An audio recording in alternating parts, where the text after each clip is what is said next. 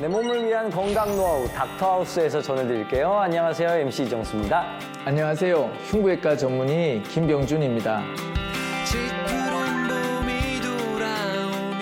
이정수님, 혹시 얼굴이나 손발, 다리가 퉁퉁 부은 적이 있으신가요? 밤에 라면 먹고 자거나 아니면은 서서 좀 오래 일하면 다리가 붓는 경우가 있는데 그건 뭐 대부분 그렇지 않습니까? 네, 맞습니다. 대부분의 경우 일시적으로 나타나는 부종일 가능성이 큽니다. 그런데 다리가 반복적으로 퉁퉁 붓는다면 특정 질환일 수도 있다는 사실 알고 계셨나요? 그래서 오늘의 주제는 바로 코끼리처럼 퉁퉁 붓는 다리, 하지정맥류입니다.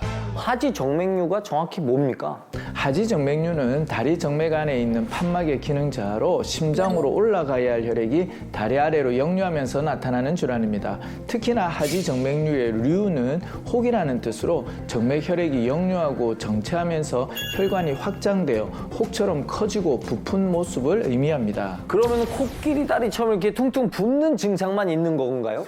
아닙니다. 아니고. 꼭 그렇지는 않은데요. 네. 하지정맥류는 퉁퉁 붓는 증상 외에도 성별이나 연령, 체격 등 개인에 따라 다양한 증상을 보입니다. 그러면 저 같은 체격 이런 사람은 어떤 증상이 나타납니까? 네, 개인에 따라 나타나는 증상이 다양하지만 남성분들의 경우 다리에 구불구불하고 울퉁불퉁하게 혈관이 튀어나오는 증상이 잘 나타납니다. 혈관 돌출은 하지정맥류와 다른 질환을 구분할 수 있는 특징적 증상으로 마른 체격의 남성분들에게서 많이 나타납니다. 제가 담당하던 한 70대 남성 환자분의 경우에도 하지정맥류가 발병해 혈관 돌출 증상이 나타났지만 직장 생활이 바빠 대수롭지 않게 여겨 병을 악화시키게 되었는데요. 다행히 안전하게 치료받으시고 지금은 건강하게 회복하셨죠.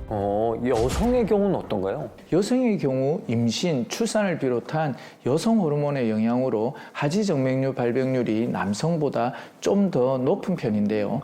여성 환자들의 특징은 겉으로는 혈관 돌출 없이 다리가 매끈한 경우가 많습니다. 이를 잠복성 하지정맥류라고 하는데요. 병기가 깊어지더라도 겉으로는 전혀 드러나지 않을 수도 있기 때문에 더 심각한 상황을 초래할 수 있습니다. 그러면 이게 나이가 좀 더 들어도 증상은 같나요? 중장년층은 하지정맥류 합병증의 증상을 보이기 쉽습니다. 하지정맥류는 노화와 밀접한 관련이 있는데요. 혈관 탄력이 줄고 판막이 손상되면서 정맥의 혈액이 역류하고 정체되는 하지정맥류로 이어질 위험이 큽니다. 또 나이 들면 종아리 근육이 줄어들지 않습니까? 맞습니다. 나이 드신 분들 보면 제 팔뚝보다 다리가 얇은 경우가 있더라고요. 하지정맥류는 오랜 기간 서서히 악화하는 만성 진행성 질환인 만큼 병을 오래 방치하여 합병증으로 고생하는 경우가 빈번합니다. 또한 정체된 혈액에서 피가 굳어 혈전이 생기고 혈전염으로 악화한 경우 주변이 붉게 변하고 심한 통증이 동반되는데요. 혈전이 혈관을 타고 심부정맥, 폐로 흘러가 폐색전증으로 이어지면 생명까지도 위협할 수 있을 정도로 위험합니다. 이 무시무시한 하지정맥류 이거 도대체 어떤 이유로 생기는 거죠? 하지정맥류를 유발하는 가장 큰 요인은 가족력입니다. 부모 모두 하지정맥류가 있다면 대부분의 자녀에게도 나타날 수 있을 만큼 선천적인 요인이 크게 작용합니다. 이와 함께 노화, 오래 서 있거나 앉아있는 직업 환경, 임신과 출산, 비만 등으로 혈관이 약해지고 손상되면서 하지정맥류가 생길 수 있습니다.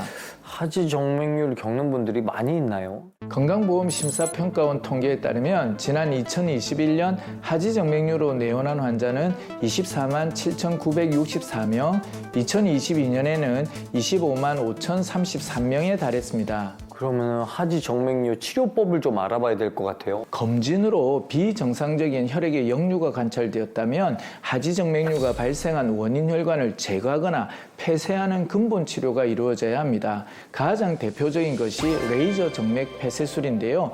혈관 내 레이저 광섬유를 삽입한 후 열을 가해 혈관을 태워 폐쇄하는 수술적 치료법입니다. 이 외에 신경과 가깝거나 장가지 형태의 혈관에는 초음파 유도와 혈관 경화요법을 시행할 수 있습니다. 이렇게 혈관의 위치, 상태에 따라 적합한 치료법을 병행하면 더 안전하게 하지정맥류를 치료할 수 있습니다. 예방법도 좀 알고 있어야 될 것 같아요.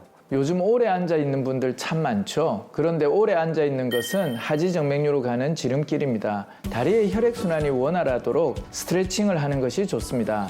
발목을 쭉 당겼다가 앞으로 쭉 밀었다가 다시 당겼다가 쭉 밀었다가 이런 식으로 종아리 근육 스트레칭을 해주시면 도움이 많이 됩니다. 하지정맥류는 만성 진행성 정맥 질환이기 때문에 치료 후에도 재발할 가능성이 있죠. 특히 재발성 하지정맥류는 장가지 혈관에서 미세하게 발생하며 초기에는 무증상을 보일 수 있기 때문에 치료 후에도 혈관 초음파 검사를 통한 장기적인 추적 관찰이 필요합니다. 그러니 꾸준한 관심과 적극적인 진단, 정확한 치료가 무엇보다 중요한 예방법이라는 점 잊지 않으시면 좋겠습니다.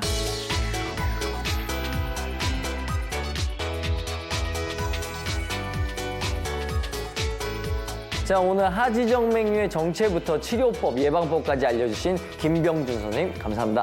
감사합니다.